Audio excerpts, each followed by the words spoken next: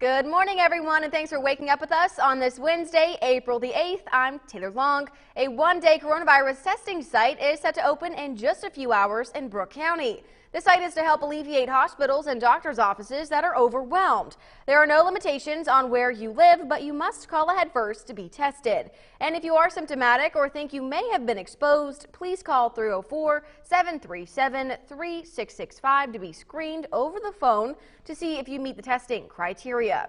Now, the site will be open today from 10 a.m. until 2 at the Brooke High and Middle School Complex parking lots. We'll have all the details later today on 7 News. Continuing coverage this morning, Governor Mike DeWine and his team are taking another big step in their effort to handle the coronavirus pandemic. They're going to recommend the release of certain prisoners that are scheduled to be released in the next 90 days.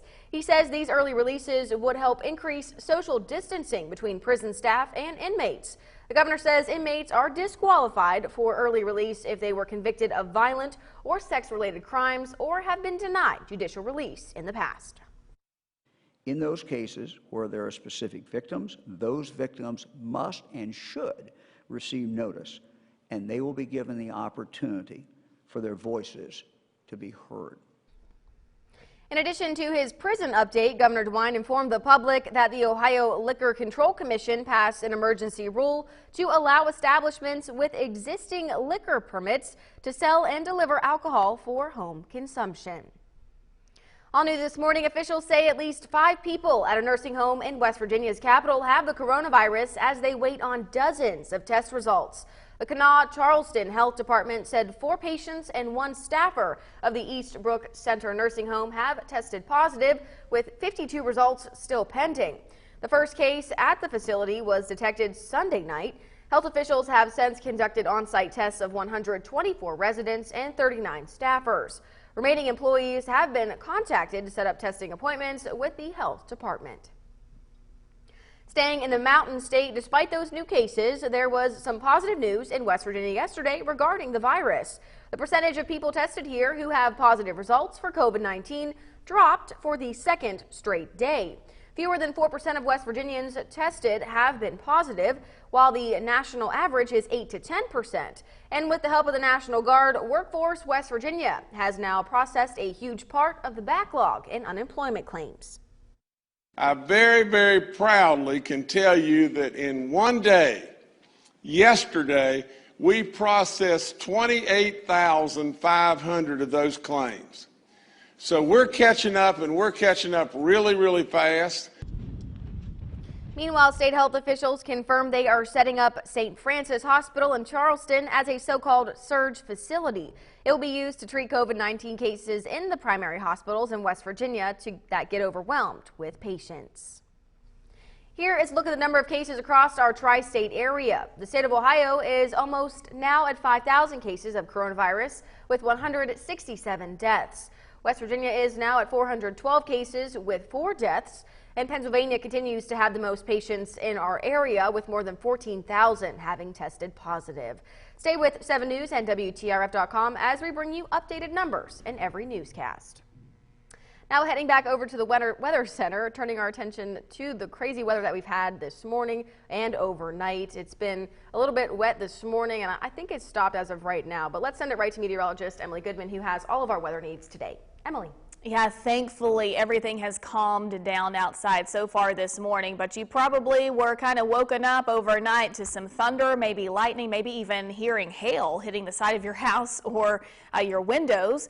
We have been dealing with some smaller hail that moved through the area. It wasn't too large, I think maybe up to 1.8 inches, so less than 2-inch hail, which still pushes over the severe limit. But now we see everything is pushing to the south, and we're already beginning to see some clearing taking shape. We've got actually lovely weather coming up through the next several hours. All of the severe thunderstorm watches have expired as of right now, though. There is a look at some of the storm reports, some wind, the hail as well, and we'll kind of get into that in the next few minutes.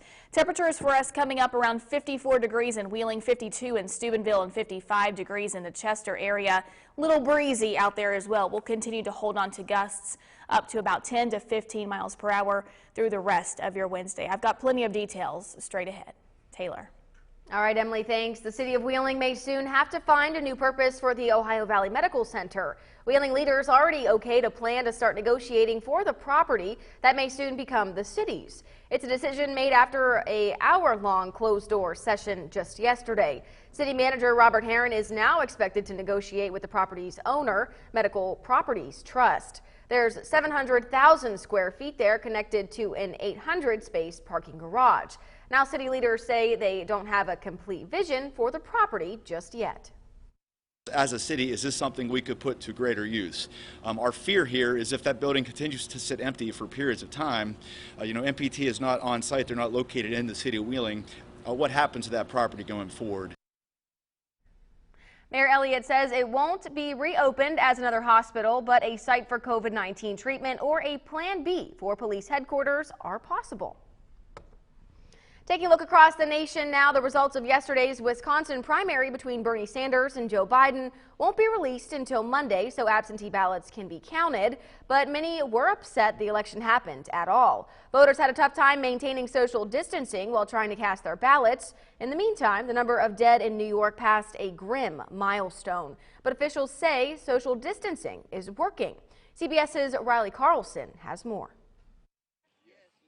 Voters faced hours-long lines in the Wisconsin primary yesterday. I have food, I have water, I have a lawn chair, I have a mask. But many were outraged it wasn't delayed due to the coronavirus. I don't think people should be voting today. People dying. Republicans blocked efforts to extend absentee voting or postpone the election. You can call it a perfect storm, but this is by design. This is not an accident. President Trump claims Democrats only wanted the changes after he endorsed a candidate in a statewide race. And now they talk about, oh, safety, safety. So many poll workers refused to work that members of the National Guard were deployed to staff polling sites. It should have been all mail ballots in. It should have been moved in the way that 5 other states have done it.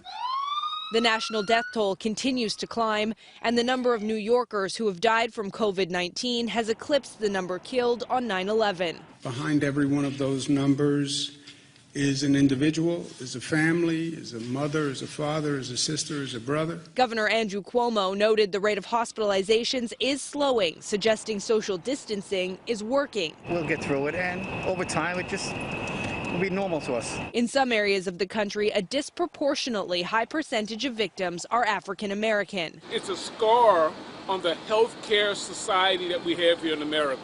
Overseas, at the origin of the coronavirus outbreak, the Chinese city of Wuhan reopened after 2.5 months on lockdown. Chinese authorities say they will continue to monitor its 11 million residents for signs of another outbreak. New this morning, West Virginia's 911 centers are stepping up to limit the threat from COVID-19 for first responders. 911 callers can now expect screening questions recommended by the CDC. Now, these questions will come only after responders have been dispatched. The 911 operator will then ask if those responders must take additional protective measures to avoid exposure to the virus. The screening won't slow response times, but it will allow emergency personnel to put on personal protective equipment or take other precautions while en route. All new Oglebay is offering free accommodations to local doctors, nurses, respiratory therapists, frontline responders, and other medical professionals who are helping in the fight against COVID-19. Medical professionals serving the Wheeling, Benwood, Glendale, Moundsville, New Martinsville, and Weirton communities will receive free accommodations at Oglebay's Wilson Lodge and cottages where they can recharge without the concern of transferring the virus to loved ones at home, especially the elderly or those with compromised immune systems. We'll have much more on this awesome story later today on 7 News. You can head on over to our website, WTRF.com, to find all the newest information on the coronavirus pandemic. We have a special page set up for you there with the latest news, organized all in one place. So be sure to stay with 7 News as we make our way through this crisis together. Still to come on 7 News this morning, Pennsylvania passed its single-day high for reported coronavirus-related deaths. Those details